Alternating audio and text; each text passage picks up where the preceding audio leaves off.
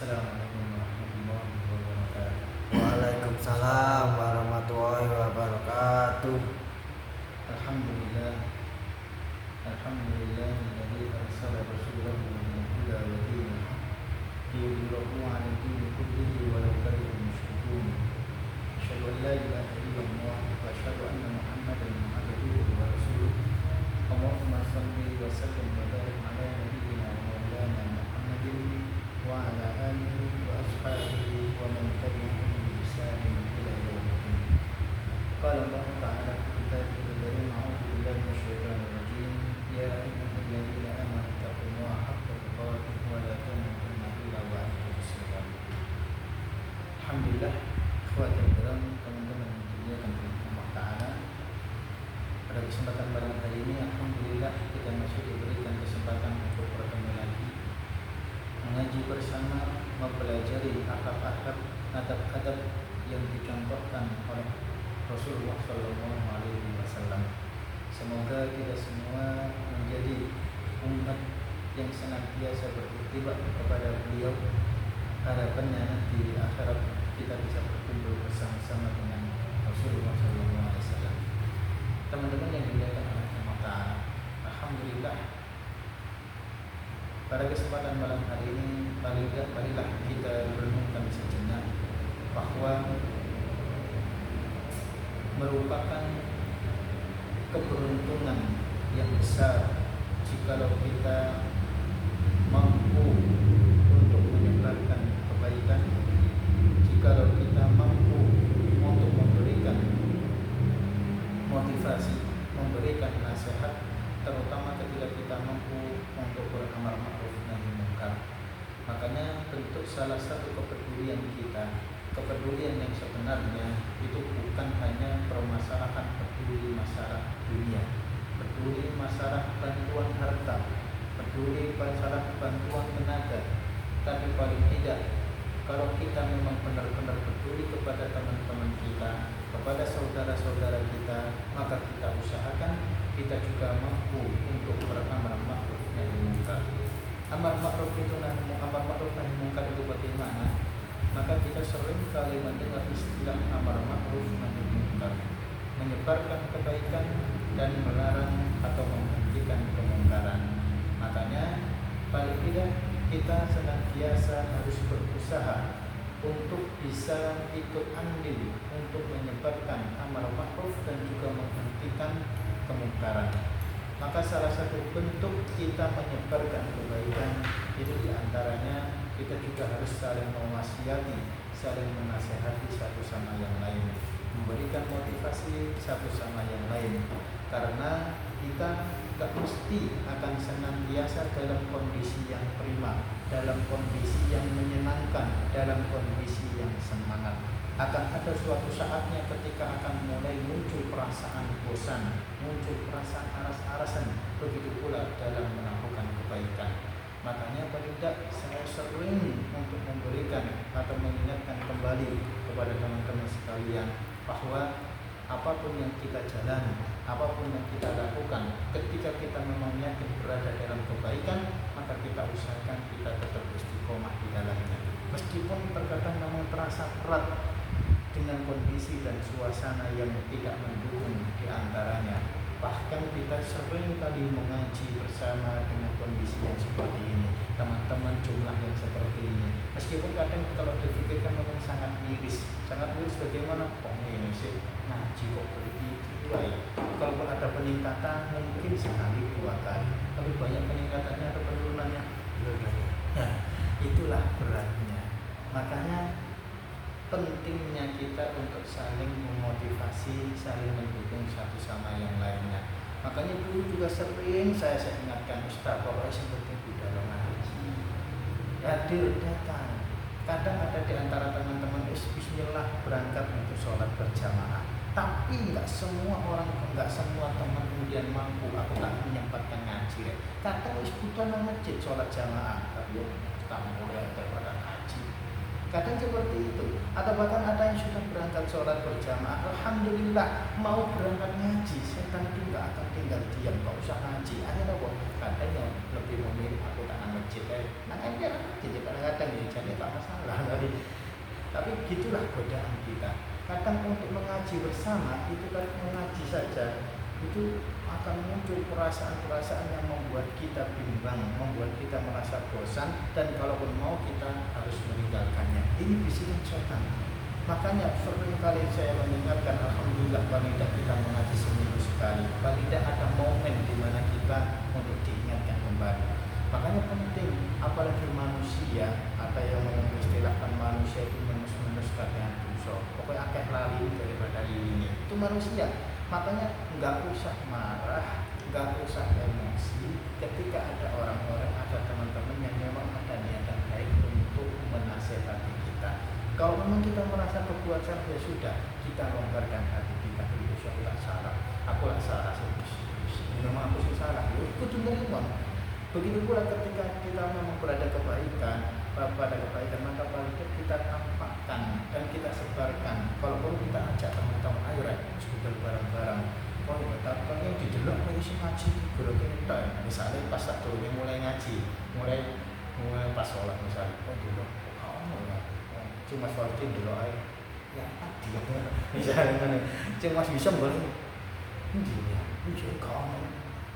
Orang koncone kadang-kadang setan itu mulai bervisi supaya ego ini tidak usah mulai aja. Kadang-kadang ada munculnya teman seperti itu, atau bahkan bagi teman-teman yang lain juga sama. Maka perasaan-perasaan inilah yang kadang membuat kita untuk istiqomah dalam kebaikan itu ternyata sangat berat. Jangankan sampai kadang saya sendiri juga sering merasakan hal sama. Artinya apa? Memang untuk melakukan perbuatan kebaikan itu tak gampang. Bahkan untuk mempertahankan apalagi itu nggak gampang. Bagi yang nggak biasa, otomatis itu akan sangat berat. Yang biasa saja itu juga kadang-kadang juga mulai malas. Sampai kalau sudah biasanya sholat berjamaah, insya Allah gampang. Sesuai sholat ini kita tak siap-siap ngomong kita. Yang biasa. Tapi kalau nggak biasa, tak ngomong mahal. Guru adzan harus direncanakan, nggak budak. Mana yang sadar tambah. Kadang seperti itu. Tapi kalau sudah terbiasa, alhamdulillah sebelum adzan pun sampai pun sudah siap. Kalaupun adzan aku senang kecil, kadang seperti itu sudah siap. Makanya perlu pembiasaan. Maka yang baik adalah biasakan kebaikan, jangan menganggap baik kebiasaan kita sendiri. Bisa jadi kebiasaan kita yang kita anggap baik itu belum tentu baik di hadapan orang di sekitar kita atau bahkan di hadapan Allah Ta'ala. Ini yang harus kita waspadai. Makanya pentingnya kita harus menyempatkan momen paling tidak sekali lah dengan mengaji. Kita itu diingatkan kembali, diiling ya, ojo terlalu santai, iling hati-hati ngaji. Dengan ngaji kita semakin tahu pentingnya untuk saling berwasiat, pentingnya kita untuk menyadari bahwa selama ini ternyata kita butuh.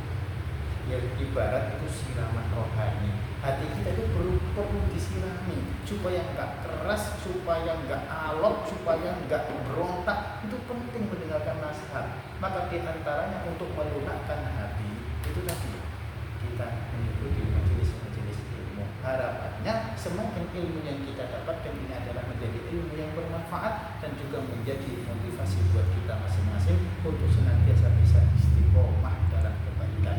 Dan juga saling memotivasi satu sama yang lain untuk bersama-sama melakukan kebaikan itu sendiri. Di antaranya dengan mengikuti ngaji seperti ini. Insya Allah kalau kita perhatikan, insya Allah ngaji itu nggak ada buruknya. Tapi disitulah ketika tidak ada keburukan, maka seolah-olah terkadang memang akan terasa sangat membosankan. Beda ketika sampai melakukan maksiat. Suasana melakukan kemaksiatan dengan suasana melakukan kebaikan itu sangat berbeda. Karena setan itu akan senantiasa menghias-hiasi sampean bagaimana caranya itu enak. Kita melakukan maksiat itu enak. Bahkan tanpa sadar kita merasakan kita melakukan kemaksiatan itu seolah-olah tanpa sadar. Karena apa? Kita menikmatinya. Dan setan itu luar biasa pinter. Akhirnya kadang kita menyepelekan sholat, bahkan bisa jadi meninggalkan sholat, atau bahkan kita ngomong mulai sering misuk-misuk, atau bahkan berbohong dan sebagainya. Kadang kita menikmatinya, tapi tanpa sadar kita digiring sedikit demi sedikit untuk berat melakukan kebaikan dan semakin menikmati kemaksiatan. Di saat itulah ketika sudah sering kita melakukan kemaksiatan, hati kita pun akan semakin keras, hati kita pun akan semakin berat, bahkan untuk menerima nasihat diiling oleh ngaji suara sekali-kali, maka berat, hati pun berontak. Poso ngaji gak usah, tak boleh ngaji, kak zaman ya ngaji dan sebagainya, berat.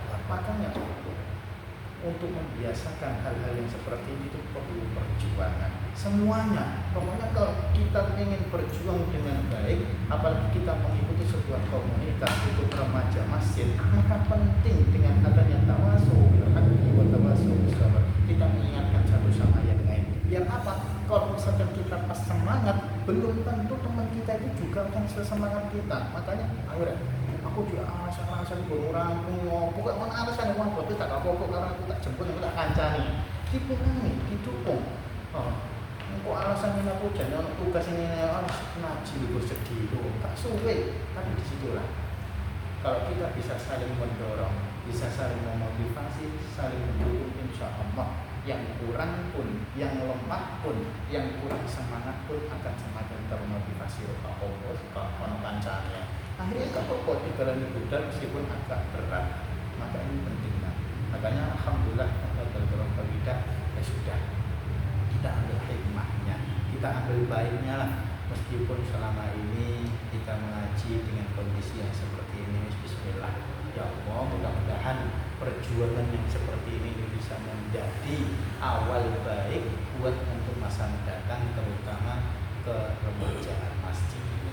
Harapannya meskipun kita berjuang masih di ngaji dengan kondisi dengan jumlah yang sedikit ini, mudah-mudahan untuk beberapa tahun ini menjadi salah satu bekal, menjadi salah satu tabungan buat kita semua untuk menjadi motivasi tergeraknya para pemuda di masa mendatang. Makanya bismillah, pokoknya kita niatkan baik dan kita niatkan billahi ta'ala.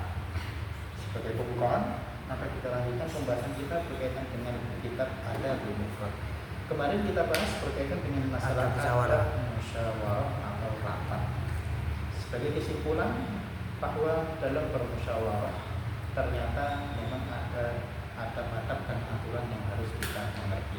Di antaranya entah itu dalam bentuk musyawarah yang secara formal jumlah yang besar atau rapat besar, atau dalam lingkup yang sangat kecil, rapat atau membahas urusan pribadi. Dan saya yakin semua kita punya masalah. Makanya dalam syariat Islam kita diajarkan untuk bisa mencari orang yang bisa kita percayai untuk bisa menyelesaikan masalah ini. Jangan sampai ketika kita punya masalah salah mencari orang, bukannya pengen mencari supaya masalahnya itu selesai, karena salah memilih orang akhirnya malah masalahnya tambah besar. Ini bahaya. Makanya penting kita harus benar-benar cari siapa sih orang yang bisa membantu kita untuk menyelesaikan masalah. Entah itu permasalahan pribadi kita atau apapun yang kita merasa sangat berat, bisa minta tolong, minta solusi kepada guru, kepada orang tua, atau siapapun yang mampu menjaga rahasia kita. Apalagi masing-masing kita itu mesti punya rahasia tersendiri yang mungkin ini adalah sifatnya profesi privasi sangat sekali. Pokoknya jangan sampai orang tahu, yang lain pada tahu, bahkan kalau perlu teman itu jangan sampai tahu. Makanya saya minta kepada kamu, saya percaya kamu bisa menjaga rahasia. Saya punya permasalahan ini maka dibahas. Maka penting untuk mencari teman atau orang yang bisa dipercayai. Dan di antaranya juga ada yang harus kita ketahui bahwa dalam bermusyawarah maka setidaknya kita juga harus berhati-hati dan menjaga ucapan dan omongan kita. Karena akan ada orang yang berbeda-beda yang justru mengusulkan suatu ide atau membahas suatu permasalahan bukan untuk menyelesaikan, malah justru untuk semakin memanas-manasi. Maka ada orang-orang yang seperti itu. Tapi paling tidak sebagai orang yang bisa mengenai, kita harus tahu ini ada adab-adab dan etikanya dalam bermusyawarah. Kemudian kita bahas di sini berkaitan dengan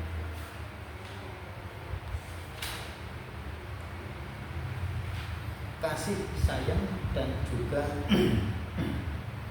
cinta antara manusia. Berbicara masalah cinta cinta di sini bukan cinta asmara, antara anak muda laki-laki dengan perempuan, bukan. Tapi kasih sayang di sini, rasa cintanya adalah hubungan yang kuat antara satu sama yang lainnya, memang didasarkan kasih sayang antara mereka. Dan bentuk kasih sayang ini, kecintaan ini, orang yang cinta dia akan berusaha menjaga orang tersebut supaya tidak tersakiti. Itu orang yang cinta. Begitu pula dengan orang yang berkasih sayang. Kita orang Muslim, orang Islam dianjurkan untuk senantiasa menyebarkan kedamaian, afsus salam. Makanya Nabi SAW pernah menyampaikan, la yadkhulul jannah, tidak akan mudah, tidaklah kalian akan masuk surga kecuali kalian saling mencintai. Hatta tahabu, kalian saling mencintai. Saling mencintai itu dalam artian apa? Maka saling mencintai di sini itu bukan saling mencintai dalam masalah asmara. Makanya hatta tahabu la yadkhulul jannah hatta tahabu. Maka saling mencintai di sini adalah saling peduli dan menyebarkan rahmah kasih sayang satu sama yang lainnya. Peduli, tidak membiarkan teman-teman atau saudara muslimnya kemudian melakukan kemaksiatan. Ini bentuk kepedulian, menyebarkan kedamaian juga. Maka Nabi menyampaikan berikutnya, awala adullukum ala syai'in idza fa'altumuhu tahabbtum. Wahai sahabat-sahabatku, maukah kalian aku tunjukkan pada suatu amalan ketika kalian mengerjakannya kalian akan saling mencintai. Jadi ada satu amalan kalau dikerjakan, Nabi memberikan pengertian, siapapun yang mengerjakannya dia akan semakin baik hubungannya. Lalu apakah itu wahai Nabi? Sampai ini adalah amalan yang spesial, kita ngerjakan orang itu bisa senang kepada kita, timbul kasih sayang, timbul kecocokan dengan melakukan amalan tersebut. Maka Nabi mengatakan afsus salam, sebarkan salam. Salam di sini bisa jadi dalam bentuk menyebarkan salam itu sendiri. Kita ketemu dengan siapapun kita sebarkan assalamualaikum, assalamualaikum.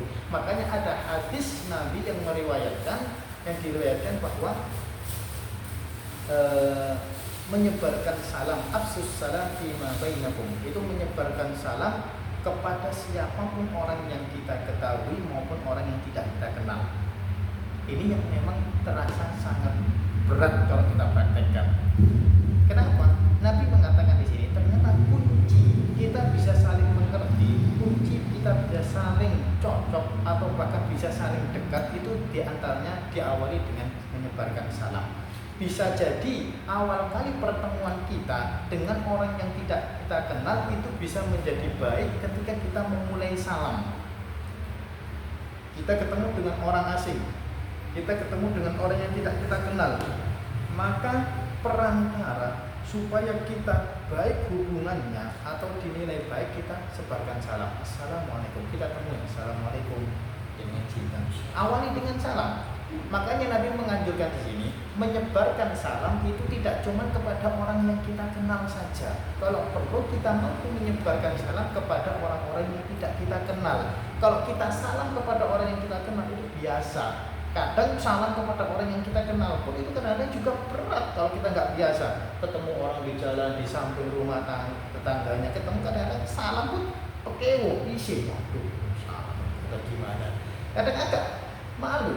Tapi Nabi mengatakan kalau kalian mampu mengamalkan, membiasakan menyebarkan salam, maka dengan salam ini kalian akan semakin tahabbtum, kalian akan saling mencintai, saling cocok, saling menyayangi. Akhirnya orang ini baik dan akan semakin dekat hubungannya. Maka kuncinya apa? Salam. Bahkan Nabi mengatakan tidak, kalau perlu engkau menyebarkan salam tidak cuma kepada orang yang engkau kenal, tapi kalau bisa kepada orang yang tidak engkau kenal. Ini berat, apalagi kalau kita tidak kenal, kurang kerjaan ya Allah. Kadang seperti itu. Akhirnya apa? Waduh, ketemu orang di jalan, ketemu siapa, blego, kan seolah-olah kayak orang edan. Tapi disitulah ketika kita menyadari luar biasa, orang pun ketika disalami, tiba-tiba ada orang yang salam atau menyapa dia, assalamualaikum Pak, monggo.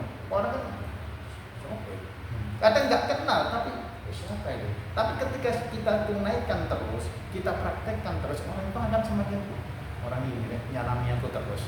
Dan orang pun akhirnya menilai baik kepada kita, meskipun karena pernah musuh, enggak kenal nyalam, tapi enggak apa-apa.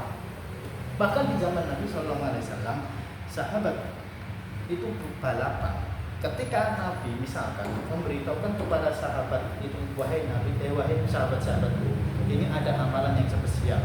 Kalau kalian mengerjakannya, maka akan ada balasan atau keutamaan yang seperti ini. Ketika sahabat mendengarkan ada sebuah pemberitahuan yang seperti ini, itu mesti sahabat pun berbondong-bondong balapan untuk mempraktekkannya. Kenapa? Karena menyadari keutamaannya. Bahkan ketika Nabi memberitahukan hadis ini, sebarkan salam, sahabat pun berbondong-bondong balapan untuk mempraktekkan ini. Pulang dari majelis Nabi, siapapun yang dia temui di jalan, dia mengucapkan salam. Assalamualaikum, Assalamualaikum. Tapi ini berat. Coba sampai praktek, misalnya mulai sholat ini pulang jamaah dari masjid ke rumah, berapa orang yang sampai ketemu? Assalamualaikum. Prakteknya berat, seolah-olah salamnya gampang. Iya wes gampang, coba sampai praktek. Kamu mau pulang dari masjid, kemudian salami semua orang yang sampai yang ketemu. Dan saya yakin insya Allah kebanyakan semuanya orang Islam. Mungkin ada beberapa tetangga yang memang Kristen memang. Tapi kita ketahui, semuanya rata-rata orang Islam. Tapi coba sama praktekkan. Kira-kira berani nggak? Misalnya kita mengucapkan salam ya Ustaz. Ya. Ke orang non Islam gimana Ustaz? Boleh apa enggak? Ya. Misalnya nih. Misalnya, setidaknya awal kali kalau memang kita tidak tahu, sudah kita menghormati hak mereka. Kalau memang kita kenal, kalau kita memang kenal mereka, ya usah tidak kita salami, tapi paling tidak kita sapa. Gak ini salam. Karena apa? Karena keyakinan mereka beda. Kalau kita mengucapkan salam, tidak menghormati keyakinan saya, maka maksudnya kita menghormati salam. Mereka tahu gimana Ustaz? Mereka tahu. Misalnya, tahu yang nyampe itu orang Islam. Ya. Boleh Ustaz? Ya nggak apa-apa. Karena apa? Batasan salam itu sebenarnya tidak dikhususkan untuk orang Islam saja. Makanya faidah yang pertama, Nabi memerintahkan di sini afsus salam fima bainakum. Sebarkan salam di antara kalian. Dalam di sini di antara kalian ini wabil khususnya orang-orang sesama Islam. Kalau kita mempraktekkan mengucapkan salam, kan siapa tahu kadang kita nggak kenal orang, kita ucapkan salam ternyata dia Kristen. Kadang kita nggak tahu, tapi kita sudah terlanjur salam, Assalamualaikum. Kan ternyata orang zaman sekarang, kemudian si Kristen ini jawab Waalaikumsalam. Siapa yang tahu? Menghormati. Katanya ini nggak apa-apa, paling tidak usaha kita Bismillah saya niatannya baik untuk menyampaikan salam. Kalau misalkan memang kita sudah kenal tetangga kita masing, kita kan tidak tahu orang ini atau di jalan teman kita, teman kerja dimanapun kita tahu orang ini orang Kristen atau beda agama dengan kita, ya sudah tidak usah kita salam. Tapi paling tidak kemudian membuat kita berkecil hati, apalagi kok nggak menyapa dia. Meskipun kita tidak menyalami mereka, tapi tetap kita sapa. Nah ini tetap disapa, Bapak. Meskipun nggak kita salami, Assalamualaikum. Tapi salam ini lebih ditekankan, ada anjurannya, terutama kepada sesama Muslim kita. Baik. Tapi kalau kita sudah terlanjur misalkan mengucapkan salam kepada orang Kristen, orang yang Katolik, orang Hindu atau sebagainya, sudah terlanjur, nggak bisa kemudian kita situ tak salami, enggak. Cuma minta maaf saya kira Islam, enggak. Artinya selesaikan dengan baik. Tapi pada kita juga hormati mereka. Maka di sini pentingnya menyebarkan salam, dan insya Allah mereka pun juga akan memahami. Nah, kecuali kalau memang kita terus-terusan, ini kan bisa jadi menyakiti hati mereka. Harus ngerti pun aku Kristen aku salam terus. Bukan apa-apa sih Pak. Siapa tahu aku dapat hidayah. Langsung login. Siapa tahu? Dan bisa. Ya nggak apa-apa, siapa tahu. Ada di malam. Ya ini salah satu usahanya. Makanya Nabi mengatakan ya sudah, Karena apa? Kunci salam ini bisa membuat hubungan kita itu semakin dekat. Orang yang kita salami atau bahkan orang yang kita sering kita sapa itu akan semakin kuat hubungannya dengan kita. Seperti halnya ketika kita peduli kepada orang-orang tertentu, orang pun akan merasa, oh orang ini peduli kepada saya, oh teman saya dekat kepada saya butuh apa-apa. Tapi dalam tanda kutip memang kepedulian itu memang tulus, bukan ada niatan-niatan yang lain. Peduli, katanya bantu, ternyata ada niatan-niatan terselubung, kita bantu aku ngincer mbakmu, aku bantu kata ada niatan yang jangan, tapi memang membantu dengan tulus. Ini karena apa? Orang pun ketika dibantu memang harapannya tidak ada orang ini dinilai baik, tidak ada niatan-niatan buruk. Tapi kalau memang diketahui dia punya niatan buruk, otomatis dia akan mendapatkan penilaian buruk juga. Akhirnya orang salah mengira, orang tak kira bisa bantu itu ikhlas, ternyata lah kok ini. Enggak, jangan seperti itu. Karena apa? Membantu orang lain kalau perlu ikhlas. Pokoknya tulus, jangan ada niatan-niatan tertentu. Maka ini akan justru merusak hubungan seseorang. Maka kalau memang hubungan itu sudah baik, maka emang jangan kemudian dirusak dengan perkara-perkara tertentu. Maka kembali dalam hadis ini, afsus salam, sebarkan salam. Pokoknya sebarkan salam. Bisa dengan pengucapan salam. Bahkan zaman Nabi mempraktekkan hadis ini, itu sampai ada yang pergi ke pasar. Ketika pergi ke pasar itu menyalami setiap orang yang dia temui di pasar. Bayangkan, pasar itu pusat kumpulnya orang. Banyak orang, sampai pergi ke mall misalnya, ke pasar, ke mall atau swalayan, ngumpulnya banyak orang di situ, kemudian sampai salami barang. Dia ketemu bakul ini, assalamualaikum, kak pegel. Ini itu seperti itu prakteknya. Tapi disinilah ketika kalian bisa mempraktekkan, alhamdulillah sedikit mengucapkan salam, assalamualaikum, apalagi zaman sekarang dengan teknologi seperti ini, kita WA teman kita, maka banyak biasakan untuk mengucapkan salam, assalamualaikum. Begitu pula ketika kita menelpon meskipun kita nggak ketemu tatap muka, ya sudah kita biasakan untuk mengucapkan salam, assalamualaikum, assalamualaikum. Sebarkan salam, ini diantara. Maka afsus salam, penyebaran salam ini bisa jadi dengan mengucapkan salam itu sendiri. Bahkan ada yang menjelaskan menyebarkan salam ini adalah menyebarkan salam. Salam ini kedamaian. Artinya apa? Anjuran bagi kaum muslimin selain menyebarkan pengucapan salam itu sendiri, karena dalam salam itu tidak cuma sekedar ucapan salam atau sapaan saja, tapi salam itu sebuah doa. Assalamualaikum, semoga diselamatkan atas kalian. Jadi mendoakan, kita menyapa orang lain itu sudah mencakup doa, itu salam. Tapi di sini ada ulama yang menjelaskan paling tidak cuma sekedar mengucapkan salam, tapi kalau bisa sebarkan kedamaian kepada orang-orang yang ada di sekitarnya. Jangan sampai engkau memang mengucapkan salam, biasanya salam, tapi kelakuannya malah justru merusak. Jangan seperti itu. Assalamualaikum, tapi di belakang itu kebiasaannya malah menyakiti yang lainnya. Tapi di belakang itu ternyata kelakuannya nggak karuan, bejat, dan ini nggak cocok. Makanya sebarkan kedamaian, jangan menyebarkan kerusakan, apalagi menyebarkan kebiasaan-kebiasaan merusak teman-teman satu sama yang lainnya. Assalamualaikum bro, bagus salamnya, tapi ketika ngumpulnya malah mendem-mendem, malah judi dan sebagainya. Nggak cocok. Supaya judi kita itu barokah, kita awali dengan Al-Fatihah. Mantap. Akhirnya biar dapat jackpot. Kita baca basmalah supaya diberikan kemudahan oleh Allah. Nggak cocok. Artinya apa? Harus dalam prakteknya sebarkan kedamaian. Makanya orang Islam itu luar biasa sebenarnya. Ajaran dan aturan Islam kalau memang dipraktekkan itu mesti yang didapatkan itu adalah kedamaian. Tidak cuma bagi orang Islam itu sendiri, bahkan untuk semua agama. Sampai lihat dalam sejarah, ketika Islam itu jaya, ketika kekuasaan itu dipegang orang Islam, semua agama itu juga akan damai.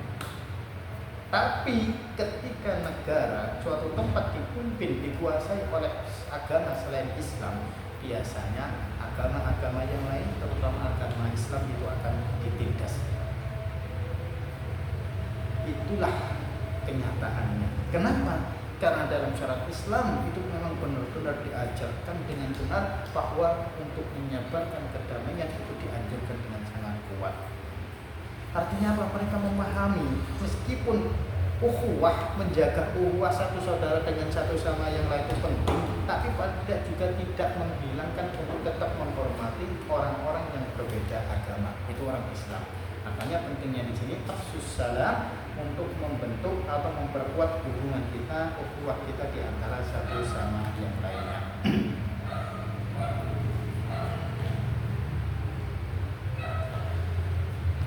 Kemudian berkaitan dengan kasih sayang atau cinta ini untuk memperkuat ukhuwah satu sama yang lainnya, maka di sini ada pembahasan yang berkaitan dengan sendau gurau. Sendau gurau ini kalau bahasa kita itu guyonan. Ternyata dalam hal guyonan, bercanda itu juga ada adabnya. Tidak cuma lagu netok bercanda, tapi ada adabnya. Ketika kita bergurau, meskipun di saat bergurau guyonan itu memang guyok nih, atau dianggap bukan perkara yang penting, orang guyonan yang sembarang sakar PDW, tetap ada adabnya. Dalam bergurau itu ada etikanya. Di antaranya Nabi mengatakan bahwa guyonannya Nabi, sekalipun beliau guyonan, itu tetap nggak pernah beliau berbohong. Guyonan. Padahal umumnya orang kalau zaman sekarang justru guyonan yang paling nyeneng itu ketika tidak berkata dengan jujur. Komedi atau bahkan guyonan apapun, pokoknya ngarang. Bahkan saya pernah padahal dia nggak gitu. Ngomong gini, Nabi memberikan contoh, sekalipun dalam masalah guyonan membuat orang tertawa, membuat orang tersenyum, Nabi itu memberikan contoh kalau jangan membawa-bawa alasan kebohongan. Sampai seperti itu. Artinya apa? Orang Islam itu senantiasa dianjurkan untuk tetap jujur sekalipun ketika dia guyonan. Kalau guyon aku guyon, tapi ojo ngijuk ini. Kadang orang kan merasa tersakiti, apalagi terkena prank. Sing jenenge prank itu bujuki tenan. Dan kebohongan ini menyakitkan. Makanya nggak boleh sebenarnya. Makanya Nabi memberikan contoh kalau perlu. Memang ketika guyonan yang tahu adabnya. Guyonan ya guyonan, tapi ojo terlalu sano. Ketika guyonan congkrok-congkrokan, terus jotos-jotosan, kata awalnya guyonan, tampuan, kepo-kepo, tambah-tambah, kasih tak guyonan. Awalnya guyonan, ngomong ini, nyakiti yang liane, cingkian kak urus kak primo, akhirnya singgung, penting ngomong jelas, disinggung dia, tambah. Padahal awalnya guyonan, makanya ada adabnya. Dalam bercanda gurau atau bahkan bercanda itu memang ada adabnya. Paling tidak jangan sampai kemudian gampang-gampang menyakiti perasaan yang lain. Tetap hormati, tahuilah ke temannya. Jangan kemudian meledek apalagi ngece teman-temannya meskipun guyonan. Tapi ini yang kadang-kadang lebih seru. Ngece teman kita, ngece yang lain itu seru meskipun sekedar guyonan.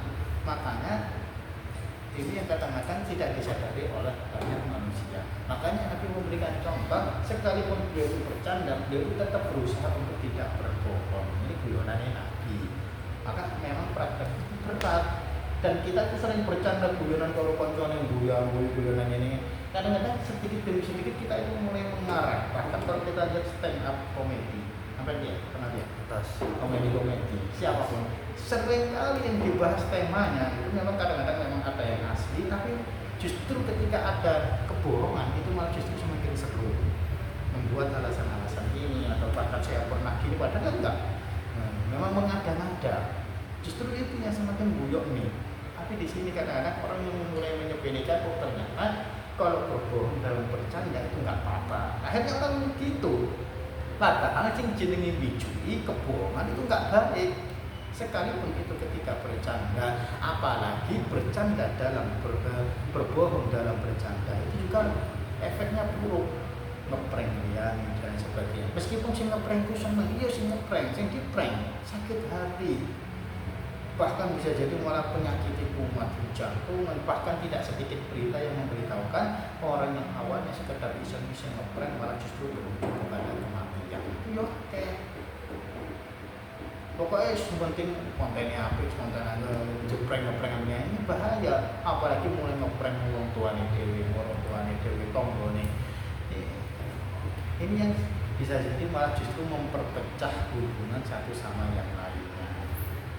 Dan juga nggak baik, apalagi lo ngeprank wong tuane dhewe itu juga nggak cocok. Coba sampai bayangkan, sampai bijui guyonan karo bapak ibu, bu itu gue tau nggak? Terus sampai bijui, apa nih kak bapak ibu tambah ngapa? Oh anak kurang ajar banget. Tambah marah, itu sekedar ucapan, belum lagi kok dikerjai sesuatu, mau melakukan ini dikerjai, atau bahkan mencari Arapatus dikerjai, usaha ini dipateni, lampu ini dipateni, ceklek di sana, dikancing ya, ini keterlaluan. Ini kan menggambarkan ternyata dalam bercanda atau bukan guyonan harus dilihat siapa yang harus dikerjai, dan orang tua itu nggak patut kemudian dikerjai, itu nggak cocok, bukan adabnya. Anak kok ngerjai wong tua, nggak cocok, bukan adabnya. Makanya kita dianjurkan, diingatkan hati-hati, wahai anak-anak, kalau memang ingin bercanda atau guyonan, paling tidak tahu tempatnya dan siapa yang kita ajak guyonan. Dan guyonan kepada siapa orangnya itu juga beda-beda. Kita guyonan dengan teman juga beda guyonan kalau bapak ibu. Kita guyonan sama teman biasa congkrok-congkrokan. Bapak ibu mau congkrok-congkrokan, ya nggak boleh. Bukan adabnya. Makanya ada etikanya, ada tempatnya. Kita guyonannya sama-sama, ya sudah, kita harus tahu posisinya dan juga ketika ngomong ini guyonan. Begitu pula di sini juga ada pembahasan yang berkaitan bahwa ketika kita bercanda dengan anak kecil itu juga ada adabnya, anak kecil. Dan paling tidak di sini Nabi menganjurkan bahwa setidaknya boleh kita bercanda guyonan kalau anak cili-cili itu boleh. Karena apa? Ini menunjukkan kasih sayang kita kepada yang kecil-kecil. Sehingga kita peduli, kita guyonan, nah, meskipun dilihat kok kanak-kanak atau anak cilik, atau apa bermain game dengan mereka, kok gak tuman, gak terusan, akhirnya tujuannya kalau cilik terus ya. Ya ada orang-orang bahkan dilihat anak usia remaja gede, tapi pikirannya dia anak-anak itu ada. Tapi mendak kita harus peduli anak kecil atau bahkan anak kecil itu tidak, jangan sampai kemudian dibully, jangan sampai ditindas. Mereka butuh kasih sayang dan kepedulian. Makanya yang tua-tua, mas-mas, mbak-mbak itu harus peduli. Anak kecil itu juga butuh kasih sayang, harus diarahkan. Kalau memang guyonan harus tahu guyonan dengan anak kecil itu beda dengan guyonan dengan teman sampean. Jadi enggak. Nabi menekankan di sini, kalau di zaman dulu, apalagi di masa jahiliyah, orang guyonan sama anak kecil itu sesuatu yang sangat memalukan kalau zaman dulu. Karena apa? Karena orang dulu itu pikirannya tuh serius-serius. Apalagi zaman dulu pikirannya pasti kalau nggak sedang berapa lama itu mesti ada ajakan perang. Pokoknya serius-serius perang, rapat, musyawarah, bahas masalah urusan negara. Guyonan kalau kecil, kurang kerjaan. Itu orang zaman dulu. Bahkan nggak ada hadis yang menceritakan ada orang tua, ayah itu nggak pernah guyonan kalau anaknya. Guyonan kalau anaknya nggak pernah, bapak itu. Karena apa? Mereka merasa bahwa saat itu memang disibukkan dengan perkara yang memang dirasakan sangat mencekam, perkara ketika perang dan sebagainya, pekerjaan. Akhirnya mereka itu nggak sempat menyempatkan waktu luang bersama dengan anak-anak. Nggak tahu, bapak itu nggak tahu. Apalagi gendong-gendong diambung karo anak itu, bapaknya nggak pernah. Sampai seperti itu, dan dia jujur mengatakan kepada Nabi. Karena apa? Heran melihat Nabi kok waktu sholat bahkan dirami sampai gendong-gendong, apalagi ditumpaki arek cilik-cilik. Itu ada sahabat yang merasa, nah Nabi kok jenengan seperti ini, padahal selama hidup saya nggak pernah dengan anak saya nggak pernah tak gendong-gendong, apalagi kok diambung-ambung guyonan, nggak pernah. Sampai seperti itu. Makanya masyarakat zaman dulu itu memang pikirannya apa ya, sangat mencekam keadaannya. Akhirnya untuk guyonan dengan anak-anak itu perkara kayak kurang kerjaan, hal yang memalukan, hal yang tabu guyonan sama anak kecil itu. Makanya Nabi mengatakan, man lam yarham sabirona, barang siapa yang tidak memberikan kasih sayang kepada yang kecil, paling minna, maka dia bukan dari golongan kami. Sampai seperti itu. Kenapa Nabi menganjurkan ya jangan seperti itu, jangan kejam. Itu kejam namanya. Kasihan anak-anak kecil itu butuh kepedulian terhadap yang dewasa. Makanya mas-mas, mbak-mbak, atau memang kalau memang meskipun dunia mereka itu masing-masing berbeda, anak-anak, remaja, bapak-bapak atau bahkan mbak-mbak, dunianya berbeda, tapi paling tidak dengan dunia yang berbeda-beda itu tetap peduli kepada yang di bawahnya. Makanya bagi yang punya adik, punya bisnis. Enggak. Enggak, masalah. Atau bahkan meskipun nggak punya adik, ya tetap adik yang dia lah. Ya kemarin. Pokoknya ketemu dengan anak-anak kecil yang lain. Tetap pokoknya jangan bersikap egois, apalagi kejam. Aku kan ada adik, yang penting aku ada adik, ya saya. Akhirnya kejam kepada yang lain, enggak, tetap kasih sayang kepada mereka. Anak kecil, jangan kemudian mau ditindas, banting-banting.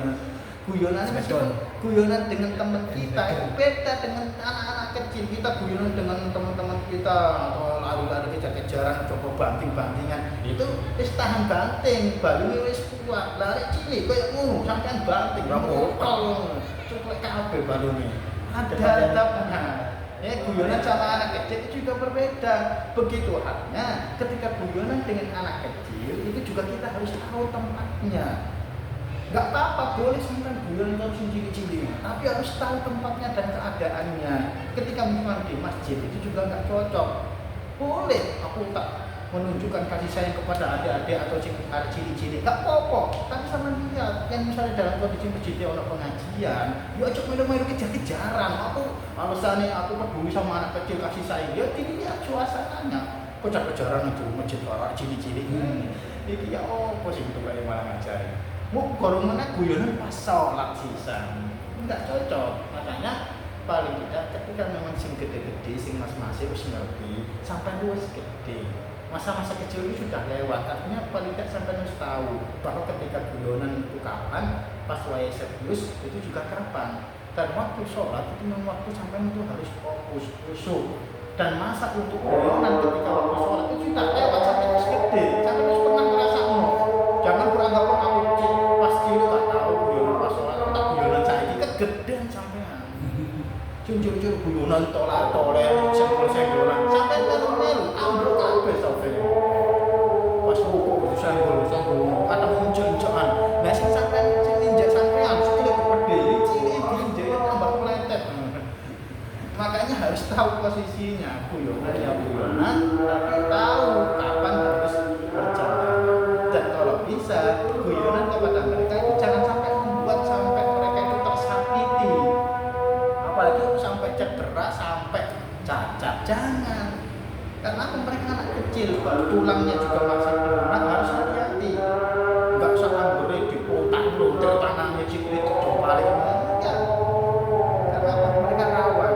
Ya supaya guyonan sesuai dengan umumnya mereka. Harus peduli dan menyebarkan kasih sayang kepada yang kecil-kecil juga. Maka ini yang yang berkaitan dengan bercanda atau senda gurau, yang mana ternyata dalam guyonan pun kita juga ada adab dan etikanya. Mudah-mudahan dengan ilmu yang kita dapatkan ini kita bisa mengetahui kapan kita harus bercanda dan kita harus serius, dan siapa yang